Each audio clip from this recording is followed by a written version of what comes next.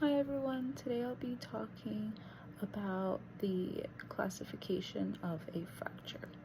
So when a bone breaks, it is called a fracture, and the way that we classify it helps doctors understand how severe it is and how it should be treated. Fractures are mainly classified by how the bone breaks, the angle of the break, and whether the skin is involved or not. So firstly, fractures can be closed or open.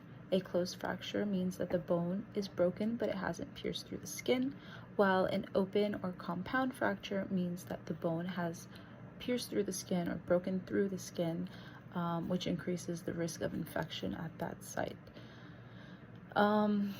Next, we can look at the pattern of the break. So a transverse fracture runs straight across the bone, while an oblique fracture occurs at an angle, and a spiral fracture twists around the bone. So it's often caused by a twisting motion. There is also a comminuted fracture where the bone shatters into 3 or more pieces, and a green stick fracture, which happens mostly in children where the bone bends and cracks, but it doesn't completely break.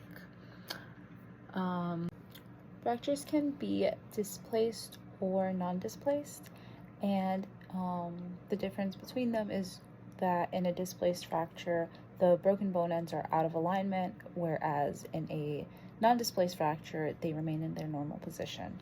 Understanding these classifications is really important because each type of fracture heals differently and requires different treatment. So for example, a simple closed fracture might only require a cast, whereas a comminuted or an open fracture can require something more serious, such as surgery or even metal plates and screws.